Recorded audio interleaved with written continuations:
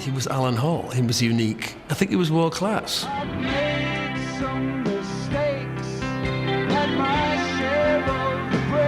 I think Alan Hull was an important songwriter. You knew you were being told a story, both musically and lyrically.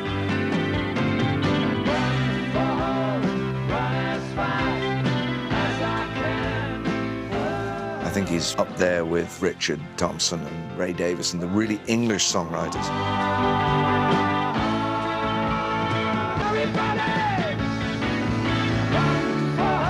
Alan Hull's words and music are obviously identified and rooted in the northeast of England. Alan Hull was our Bob Dylan.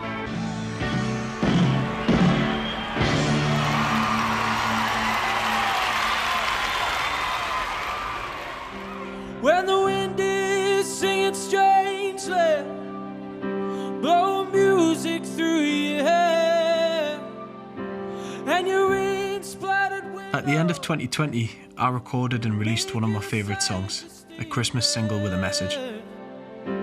Do you spare a thought for the homeless child who wishes he was dead? Winter Song was written 50 years earlier by one of my musical heroes, Alan Hull, singer, guitarist and chief songwriter with the legendary Newcastle band Lindisfarne. When winter comes howling in. He also wrote Fog on the Tyne, Lady Eleanor and Run for Home, songs that were handed down to me by me dad and me big brother. The reaction to my cover of Winter Song was great, but I was shocked that so many people told me they'd never heard of Alan Hull. Then it dawned on us that apart from the hits, I didn't really know much about Alan as well. I began to wonder, had my Geordie hero been written out of musical history? I don't really know a lot about him.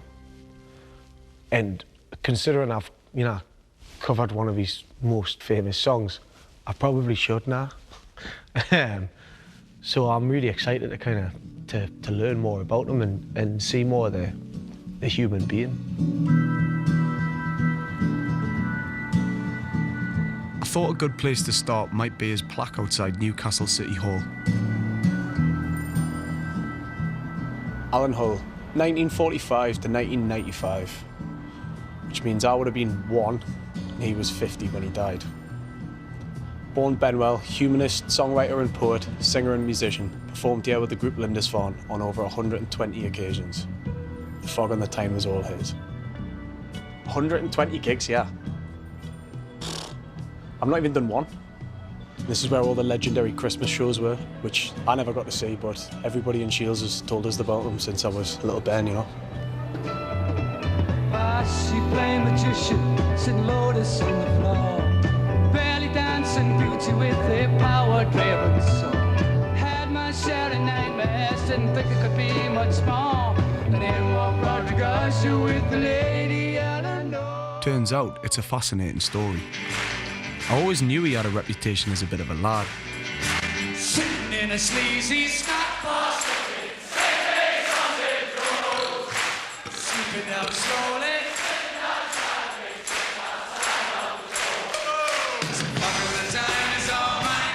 He could drink everybody under the table, He was a lot of fun.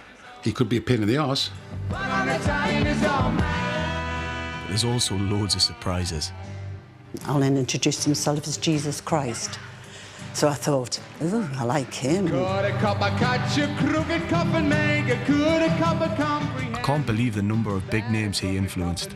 Alan Hull drew me into the world of writing songs. There's no doubt that it made a very big impression with people. And I never knew he starred in a TV play. He took me bollocks a bit when he measured us and I said, whoops! But the tide is on the turn now. You ain't gotta ask me, I know I'm sure now. Best of all, I find out his musical legacy is still going strong. I don't even like the word. Hey, Alan. It wasn't broken. We're not trying to fix it.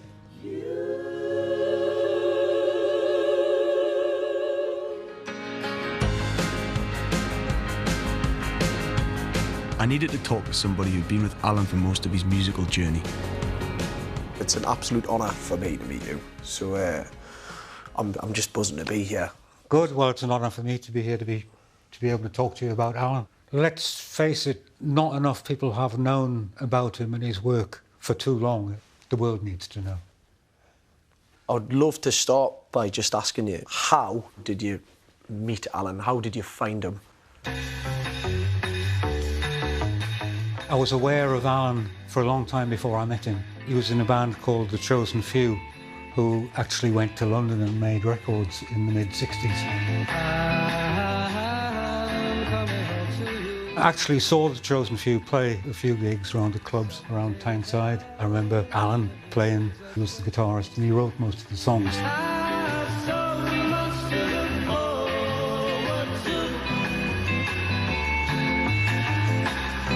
After that, he went solo, and he started doing solo gigs around Tyneside.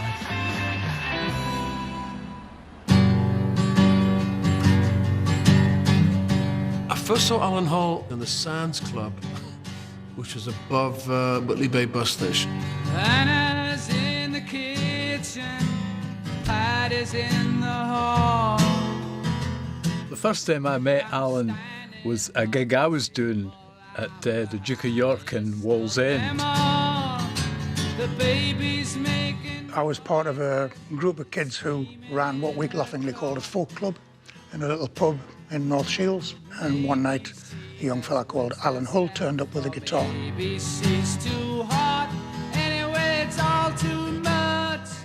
He wasn't singing in the old folk tradition, but he was singing in a way that, Bob Dylan, brought folk music into, the 20th century. He got up and did 3 songs, and after his 3 songs, the audience wouldn't let him off, and he did the rest of the evening doing his own songs. I once met a country gentleman's wife who told me of everything she owned. Nobody had ever heard any of them before, and the whole room was blown away by what he did.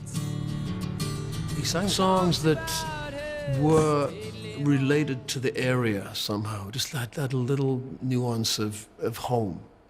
But she maketh mine like a golden cup of yellow wine, like the flowing waters of the river Tyne. And I do believe. He and Dave Wood, his manager, who had Impulse Studios in Wallsend, decided to open a folk club in Rex Hotel at Whitley Bay on a Sunday night. Wow. And that was where I first met Alan. The first gig we did together would probably have been Rex Hotel, Merley, in 1970. Ralph McTell was the headliner, and that became where Lindisfarne formed. No one came to criticize, no one to complain. I got asked to go and play drums on a session. It was an Impulse in Wallsend. And Alan never spoke to me. He was a bit aloof, sort of sitting in the corner. And I went away walking on air. I thought, this looks fantastic. Got to try and find a way of getting him into our band. Ray, Jacka and Si and I, who were then a band called Brethren, we got to know Alan. And so we started doing occasional spots at the Rex. We can swing together, 'cause we're doing it right. He ended up coming on our gigs. We would back him on his, and we suddenly found we had this thing going. We can swing together, 'cause we feel we're doing it right. Alan came up with all these original songs, and I'm thinking, man, this lad can really write. He's got a fantastic way with words. I know your daddy is very wealthy, and that he owns half the town in which my old man worked for half a crown. Was his songwriting ability always sort of there? Did you know sort of from the top? Very much so. He had a catalogue of something like 200 or 300 songs. Bloody hell. Oh, Anna, what does money mean anyway? I've got more than all that. We were able to just pick the best and the ones that most suited the When band. it's a rainy day, I can see. It just kept coming, but not all the same. He would start stuff off in ridiculous keys. I know your daddy is very wealthy, that he owns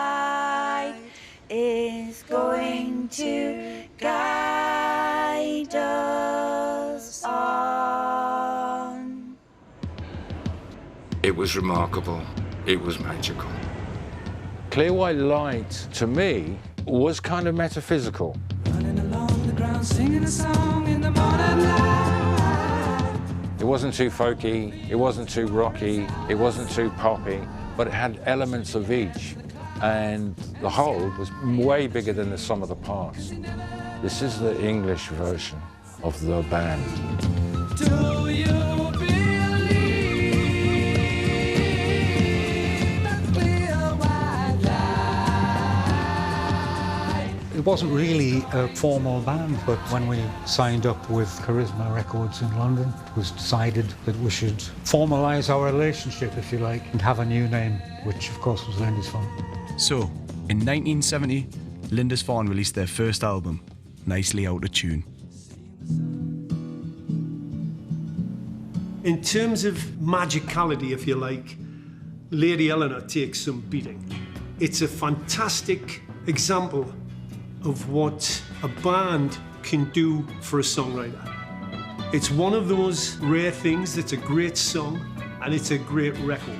And it's the type of song that if you're lucky once in your career, you'll pull off. She playing magician, sitting low on the floor. Belly dancing beauty with a power-driven soul. It's one of those songs that stops you in your tracks. You listen to those first lines, and what does it say? It says, oi, pay attention here. And you have to. She tied my eyes to the ribbon of a silken ghost thread.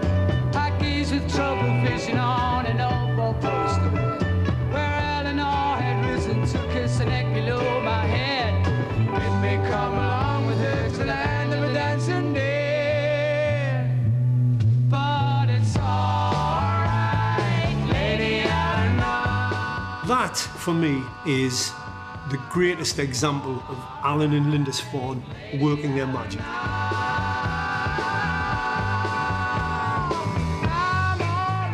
The great thing about him was he obviously understood about atmosphere. I was in my element because I'm sound painting.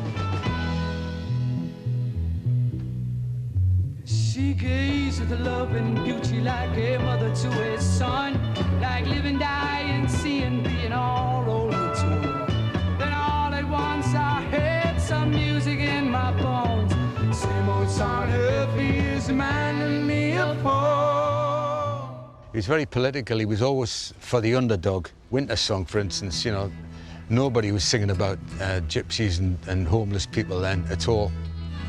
Do you spare one thought for the gypsy with no secure position? He wrote about these poor people stuck on the streets long before anybody else. At the magistrate's decision all in winter.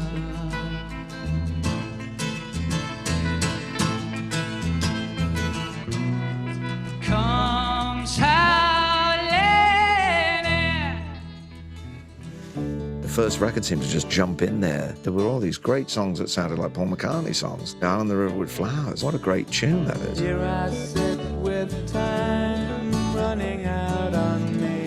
The specialness of any writer is in the contrast. The contrast between a bleak song like Winter Song and then a joyful, beautiful song like Down on the River with Flowers. I mean, that really, and Down as well. Those three really stand out from that first record. That eases my mind sometimes.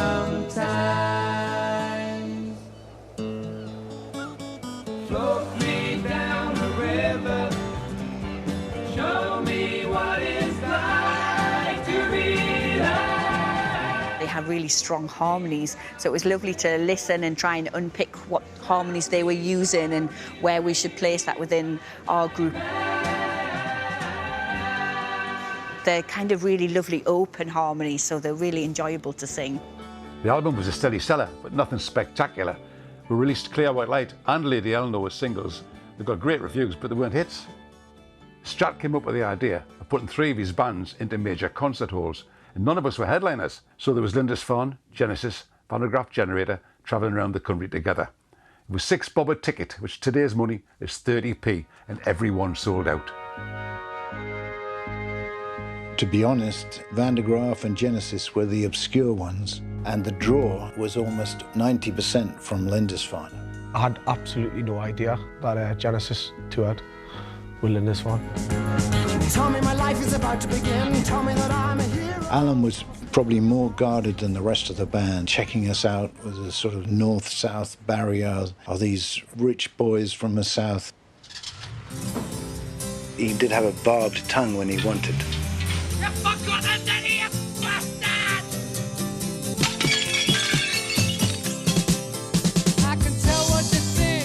But there was also enormous warmth and compassion and feeling, and you could get that whenever you heard his voice, because it was an extraordinary voice. It was very direct and emotional and passionate.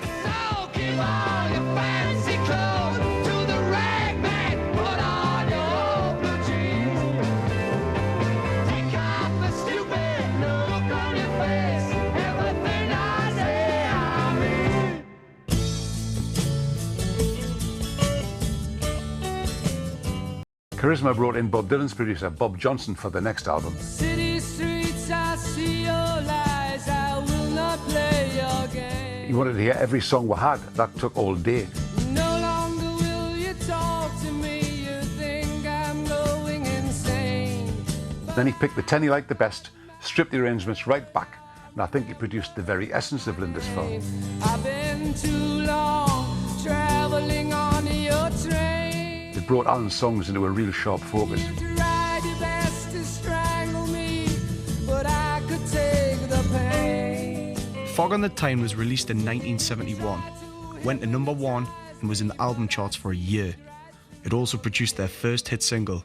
Ironically, Alan didn't even write it. Meet me on the corner when the lights are coming on, and I'll be there. I promise I'll be there. I didn't know that you wrote Meet Me on the Corner. What was that discussion like?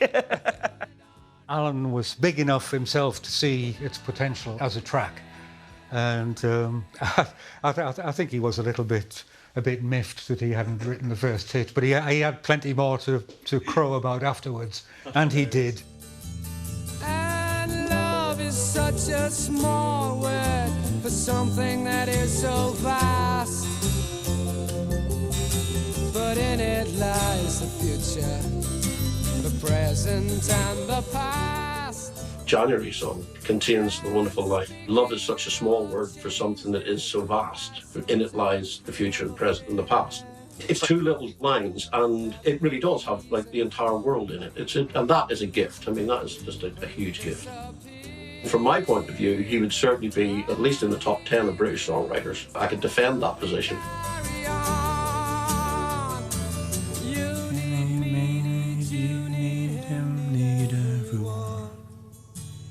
It's just beautiful. It's like properly beautiful, you know. And that ending is like, it's a Lennon moment for me. Just that you need me, need you, need him, need everyone. It's the universal mantra for life. It's just lush. The Geordie national anthem is, as every good Geordie knows, is Bladen Races. But it may not stay there forever as the favourite local hit song, because we've got a song out called Fog on the Tyne, which a lot of people are starting to sing all over the country with us on our gigs, and it'd be nice to replace the Bladen Races with an updated Fog on the Tyne version of Lindisfarne. Sitting in a sleazy snack bar, sucking sickly sausage rolls.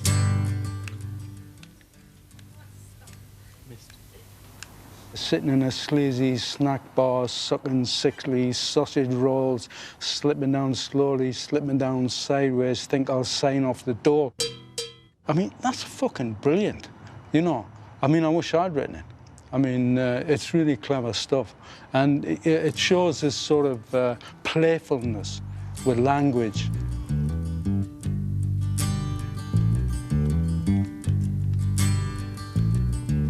Sitting in a sleazy snack bar, sucking sickly sausage rolls. Slipping down slowly, slipping down sideways, think I'll sign off the door. It was very literate and literary songwriting. It wasn't just borrowed. was actually from Tyneside. And the next verse is, could a copper catch a crooked coffin? It's all just ridiculous alliteration, an exercise in finding words with the same letter that might make some sort of sense, but it makes no sense whatsoever. And people loved it. Could a copper catch a crooked coffin maker? Could a copper comprehend that a crooked coffin maker's just an undertaker who undertakes to be a friend? And the fog on the Tyne is all mine, all mine. The fog on the Tyne is all mine. The fog on the Tyne is all mine, all mine. The fog on the Tyne is all mine. I wrote practically all the words of the tune in my head while the bus was stuck at a bus stop for 5 minutes and was bored.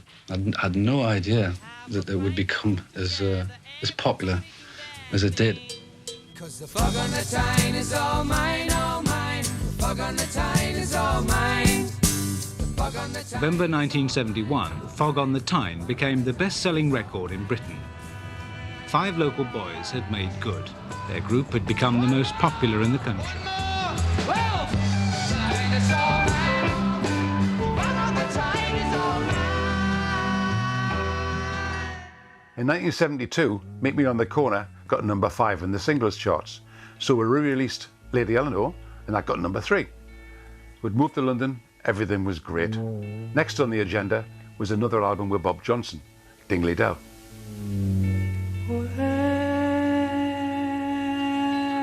I think Dingley Dell is probably my favourite song because it would always get the hairs on the back of the neck going.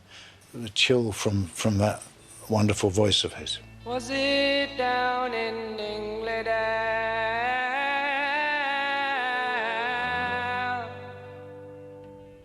We'll tear you down, mess you around, and bury you deep under the ground.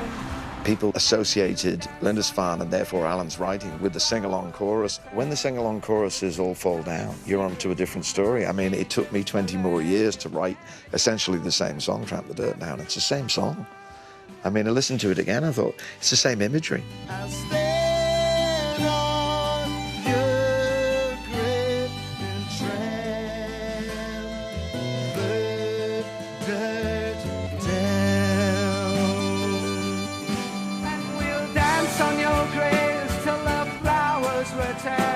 And the trees tell us secrets that took ages to learn. We'll tear you down. We hadn't really been prepared for the fact that it was highly unlikely that Dingley Dell would be as successful as Fog on the Tyne, because it was enormously successful. Wake up, little sister. If you'd released Wake Up Little Sister, I think we would have had another hit album on our hands.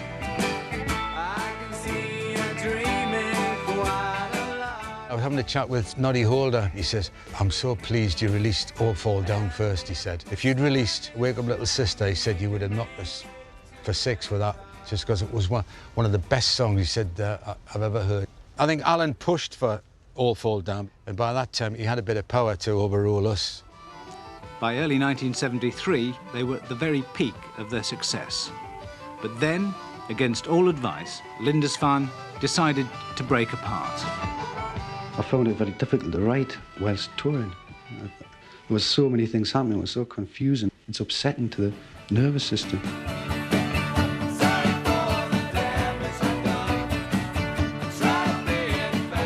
At one stage it was tour after tour. Then the record company saying, OK, you've got a month off, you've got to make an album. So, well, how can I make an album with these songs? You know? It was a vicious circle. I didn't want to go and play at the Germans. You know? I didn't think they would understand. He didn't like to travel, he hated going to Europe. He actually hated going anywhere where he couldn't get the Guardian crossword or a bacon sandwich. So Alan and Ray Jackson formed Lindisfarne Mark II, and myself and Cyan Rod formed Jack the Lad. Alan and I were kind of a team on stage, had a natural synchronisation with each other, and that's why I went with Alan. Playing dominoes on the big coach, sometimes winning or losing.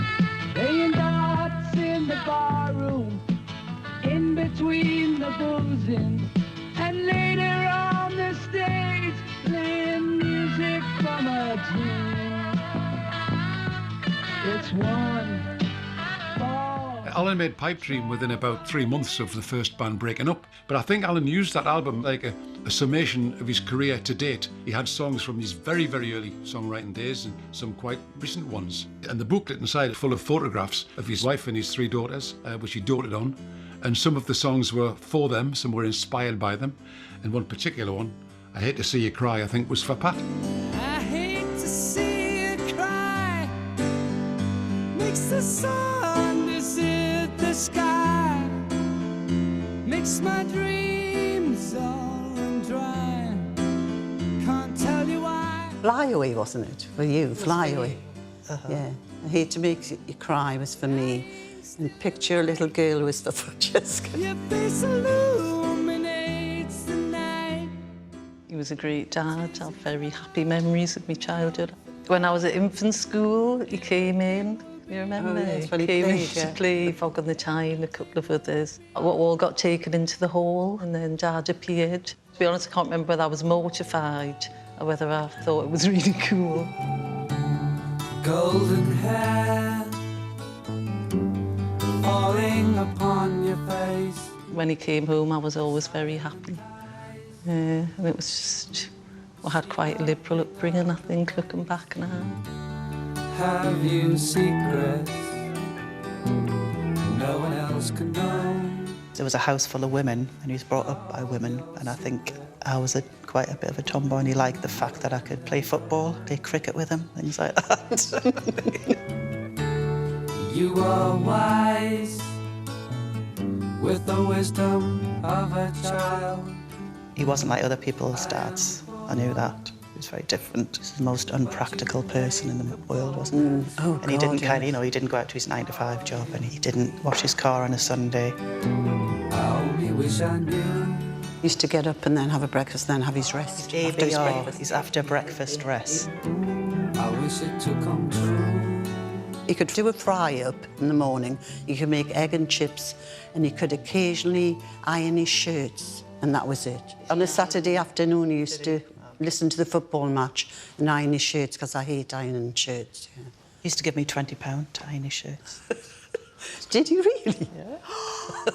That's terrible. Then I used to find, like, the odd fiver in his little pockets and steal it. Yeah. Rosamond. Fly away, little bird.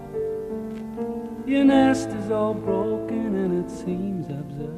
I write all kinds of songs, social commentary songs and nonsense songs as well. But I really enjoy writing love songs. I've never yet fallen into the trap of writing I love you in a song, because I think it's so crass. Fly Away on the new album is about love of a different kind. It's about the love for a father to his daughter. Fly away, spread your wings. When I wrote Fly Away, I actually cried. The first time in my life that's ever happened. Come back and see me soon.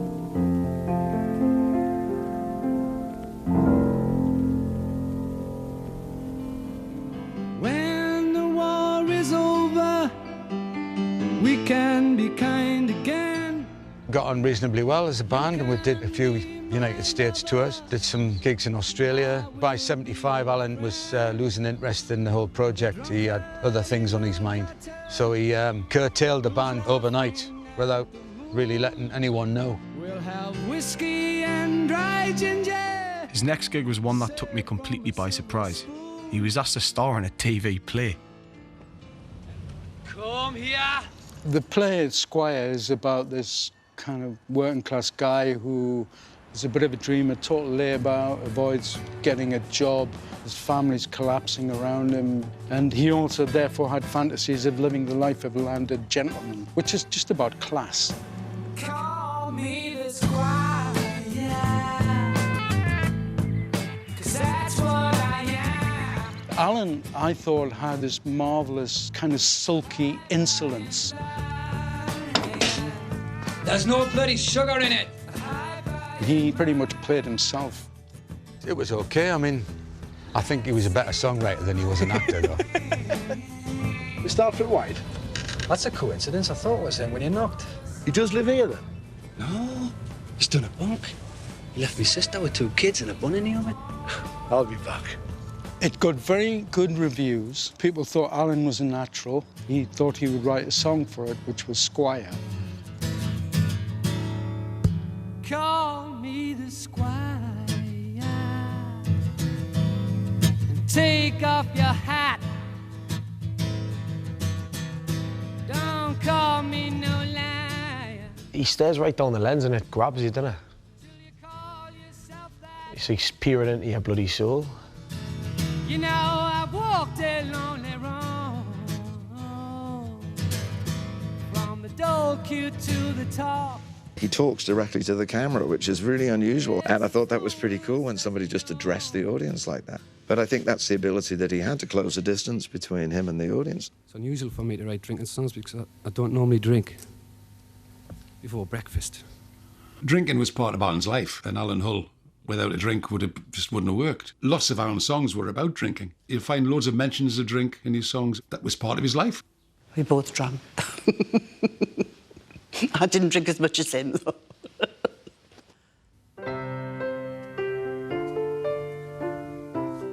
He wrote a song called One More Bottle of Wine, which is maybe the best song I've ever heard about drinking. It's absolutely magnificent. One more bottle of wine. Someone said the clock is slipping through the time. One more drink before we go. Never met such fine and friendly folk, you know. The moment is not done, no way. There's still a lot of fun before we go away. One more bottle of wine. Oh. You know what's mad? Like, he's a force in nature, isn't he? One more drink to kiss my head. Ease my aching bones and put them into bed. I didn't know he was that proficient on piano as he was on guitar. Let's have another drink, let's have another drink. In 1976, we reformed the original group for a show at Newcastle City Hall. The demand was huge. We ended up doing 3 shows. We loved it, the audience loved it, but somehow it took 2 years before we reunited properly. I've traveled the land with a guitar in my hand and a night ever hoping for some fun. I've made some mistakes, had my share of the breaks, seen the boys. He wrote that song on the back of a bad review, just the anger, and he thought, well, I'm not having this anymore, I'm going back home, you know.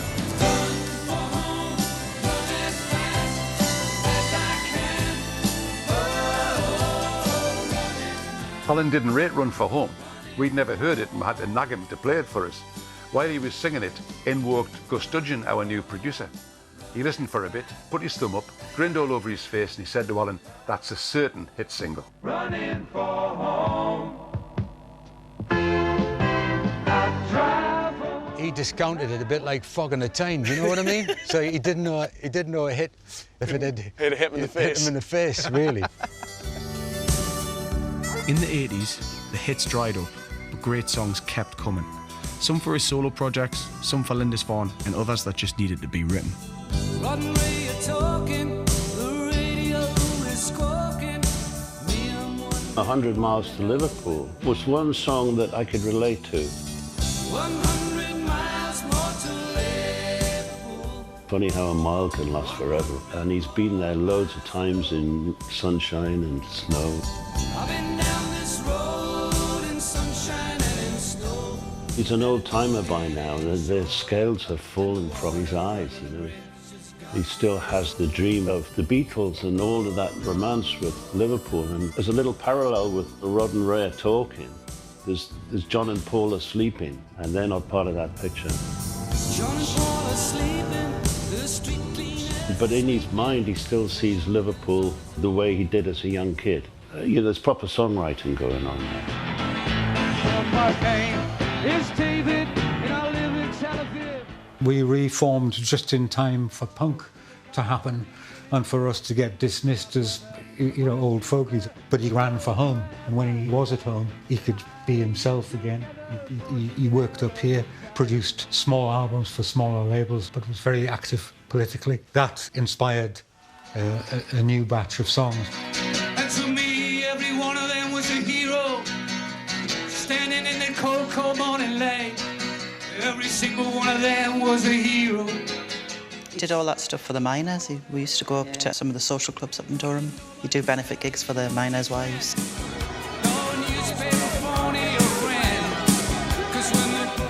He did loads of benefits. He was funny, he was cheeky, but he was committed to what he was doing. You know, he did what he did because he thought it was the right thing to do. And I think people, I did anyway, respected him for that. In the mid-80s, Alan moved to my neck of the woods, North Shields. He soon found a new spiritual home. This area in the pub, this was known as Red Square, wasn't it? Yes, it was. It was a meeting place for members of the Labour Party after we'd been campaigning. But the people knew the difference between a smile and a frown. To be clear, Alan was on the left of the Labour Party, and we would discuss vigorously. And if you helped a neighbour through the dark, do the same thing to you. And Alan would not just put the world to rights in a pub, he would come out and knock on doors as well. Old soldiers never lie down. Run for home, it kind of gets into the psyche and the identity of the North East, which I think Alan Hull understood probably above anybody else that I knew. Well, 50 years have since gone past, but you're still down there. If you're working class, can anybody tell me what has changed? He's got the Jarrah March in there, wrote about the Falklands, he talked about the issues around the Middle East. He was also a commentator on issues of the day. We all believe and desire to have a proper National Health Service, properly organised, properly funded, for the people, of the people, and run by the people with proper representation. I'm gonna burn up my Falklands uniform. I'm gonna walk the street in the raw. I'm gonna declare war at the president's door, 'cause that's what presidents look for. Get ready, it's a stormy weather. As a musician, I was just as interested to find out his approach to band politics. But we're all equal partners in the group, but sometimes Alan got his own way by just being difficult. On the other side of the night, there's neither darkness there or light. He had a stubborn streak. Alan was the main songwriter, making all of the money. And there's one point where I was working in sports marketing because I had to make some money. I wasn't giving my full attention to the band anymore, and Alan asked me to leave the band. So that was basically it, you know. In 1995, we played a 25th anniversary concert at Newcastle City Hall. Alan was in fantastic form. We previewed quite a lot of his new songs that he'd written for his next solo album. He wanted to record some new songs. He just wanted to try new things. That later became Statues and Liberties. Hoi polloi and aristocrats on your life. It's stunning, and you worked on that. Yeah, I mean, that album as well was very personal to him. It was Alan positioning himself in a world where he felt slightly adrift. Put on your uniform, you gotta fight to be free. I think he'd finished with Lindisfarne by that point. I think he was ready to move on. He'd made solo albums for a while, but Statues and Liberties was such a step on. It was really like he'd found his mojo again. And of course, Alan's performance was astonishing. A sad old woman and a stupid old geek. They literally were the guide tracks that are on the album. They smile at you so scornfully while they shake you by the hand. He was actually on fire then. He meant it. He set out his whole political stance. Unfortunately, Alan didn't get to hear the finished product. So sad, because it's a stunning bit of work. Everybody's fighting in the name of democracy. Everybody On the Monday we started. On the Thursday, we'd recorded maybe 8 songs. And on the Friday, we ended up recording Money and A Long Way From Home. We'd had a drink, and then he dropped me home. That was the last time I saw him.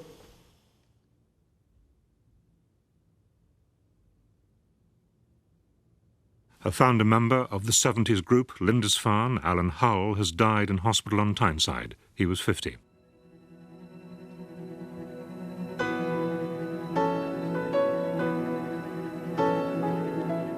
Sling me a black suit, hie me a coat, rip up the black short and sling me the red. Give me my black tie, Alan Hull is dead. With a glass in my hand and the firelight flickering embers. I remember going into the newsagent and it was on the front of, I think it was the Sunday Sun. It just felt so odd that I was standing in a queue with all these people looking at this newspaper thinking, I wonder what they'd think if they knew that was my dad. A vision of beauty, a picture of paradise bleeding. Roll back the black hills, hie back the sea, rip up the black flags and run up the red. Hang me, my black tie, Alan Hull is dead. Well, I talk to myself right now. I was on holidays and I remember coming back on the plane and there was already an obituary in the back of the paper. It might have been the Guardian. I remember reading that and kind of, yeah, then it sinks in a bit, obviously. To Alan, bonny lad. Oh. We've got loads of lovely letters from like Tony Blair and Barbara Dixon, Ralph McTell, people like that. Slam down the phone, slam shut the door, open the olives and break the black bread. Lay out the basil, Alan Hull is dead. Nobody saw it coming. It was just a bolt from the blue and a complete shock. It was a shock, but not a surprise, if that makes any sense. Alan wasn't particularly fit and he did drink and smoke and stuff. Didn't have a very good diet, I don't think. I mean, Alan and I hadn't spoken for 5 years. I thought, well, God, I spent all that time working with him and I never got to say goodbye, you know. That was a big wrench for me and I wished I'd sort of made up with him, you know, but never got the chance to. In his will, Alan wrote that he wanted his ashes scattered on the River Tyne, and then in brackets, on a foggy day, right? About 6 months after he died, we rented one of the Shields ferries, and just as we were putting the ashes in the water, a bank of fog rolled in. No. It did, I kid you not. And as we turned around, the fog went out again. And I'm not superstitious, I'm not religious, but we all saw it. Yeah. It happened. So he had the last laugh. That's magic there. I had a box of tapes from Alan's studio because I had to clear out the studio after he'd gone. They were all 1/4-inch 2-track tapes. Winter Song was one of them. No way. So you've got like, early demos of Winter Song. When winter comes howling in. That's lush. Wow, that's incredible. That's just lush, that. Incredible. I cannot believe that.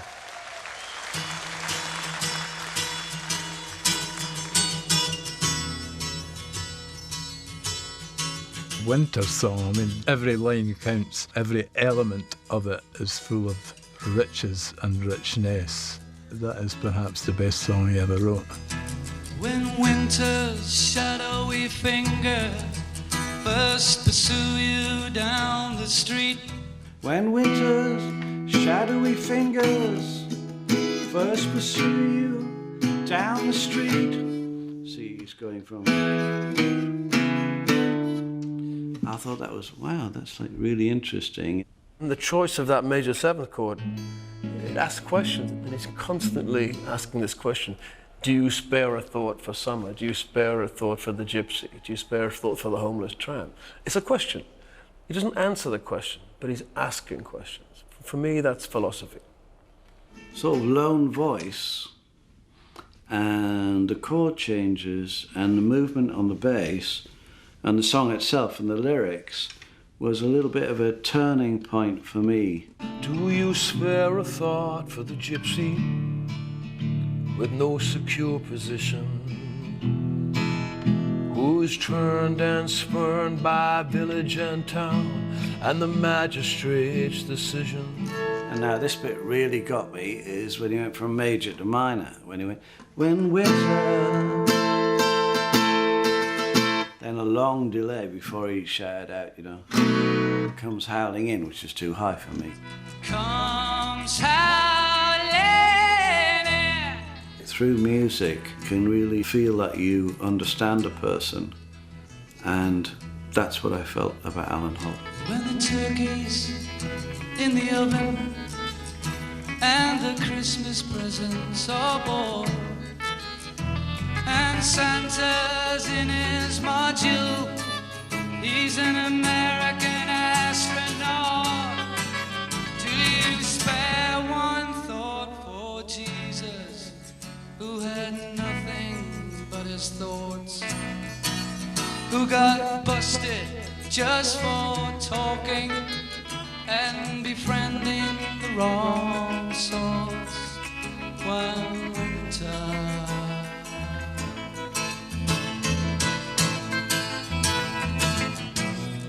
Comes howling in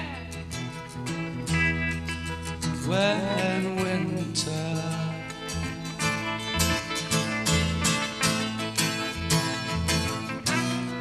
comes howling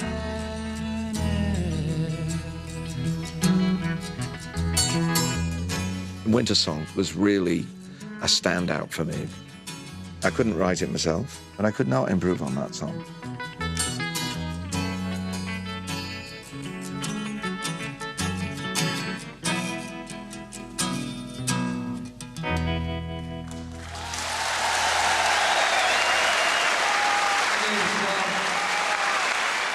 Ten years later, and we put a show on, and we called it The Whole Story, and we covered about 30 of his songs and some of his poetry, made a film of it. Everybody fights in the name of democracy. Everybody tries.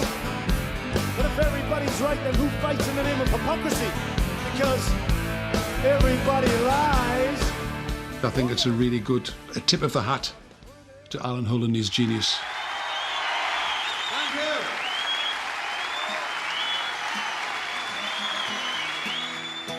Bring down the government, bring it to its heels.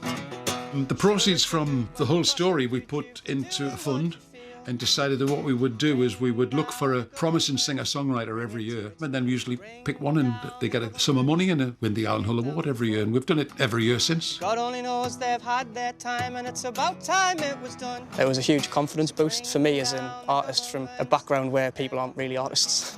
You want to make something that's authentic and real and legitimate, that sticks with people and inspires people. And Alan Hull and his songwriting has definitely done it for me and countless others. And I can see why you would be so mad, because what they call the bad side, it just don't seem so bad. Kay Grayson won the Alan Hull Award in 2019. She grew up in the same streets that Alan Hull did, in Newcastle's West End. She's done an amazing cover of his song, Bad Side of Town. But the tide is on the turn now. You ain't gotta ask me, I know I'm sure now. No more silence, I'm being heard now. Bad side, I don't even like the word now. I know what's being inferred now, that we don't care about community, let it burn down. I'd been speaking to someone about what opportunities there were for like young artists, especially young songwriters in the North East, and they brought up about the Alan Hull Award, and then like I started doing my research and I was like, wow, there's so much history here and he's a massive part of it. This guy like has done so much for songwriters and for the culture here. Love is the answer is love. Oh, love is the answer. It's great that more and more people, certainly younger people, are discovering the huge well of songs that Alan left behind, you know, and are wanting to perform them in lots of different ways. Love is the answer. Love's the only way to go. It was a no-brainer, you know, love is the answer. It's really the core of, you know, the gospel message, isn't it? Even hurt them, see alone. It's a beautiful, beautiful song, and so to put it together was just so easy. Is there anybody really care? One of the things that was very important to us was not to completely lose the identity of the song. We had to make sure that Alan was still in there. And love is gonna be a sailor, but it all depends on you. Hey, Alan, it wasn't broken. We're not trying to fix it.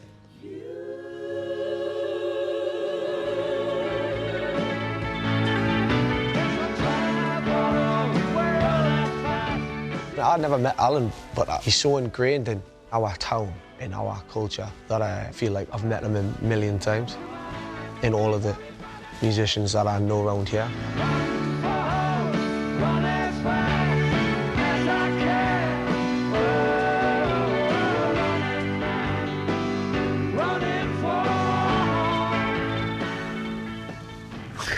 Sorry. Seeing that young lad shouting the chorus, he's in his hometown, that kid, and he's in St. James's with thousands of other Geordies, and he's screaming every word. Running for home. Run for home. That song is, for me, it's home, you know? And it just got us, it got us there. And Tynemouth is telling me secrets. It tries to be friendly with me. We were robbed of a great songwriter and a great soul way too soon. But he left us some great songs. And keep their appointments, it seems. I hope his songs get out to a much wider audience, as they truly deserve to do. But things don't turn out that way. The saddest thing is he's not adding to it. He's not still here singing the best songs that he had and adding and seeing where it went next. About the passing of your day. Alan Hull was our Bob Dylan. He gave people behind him permission to write songs about our area, and we'd never had that before. Made from Tynemouth sand, I build you a seawater swimming pool. I think the big question in this documentary is, why was Alan not held in the same sort of level of esteem as Dylan or another great writer at that time? And for me, I've always kind of questioned whether it was the Geordie thing. I always feel like up in the northeast, we are sort of parodied on TV and presented as these sort of, daft drinkers with silly accents. I mean, everything from the Likely Lads to even Geordie Shore. And I think maybe that had something to do with it. But you know what it is? I don't actually care, because he's Dylan to us, and I think he's one of the most fantastic songwriters that this country's ever seen. And I'm proud to say that he's from where I'm from.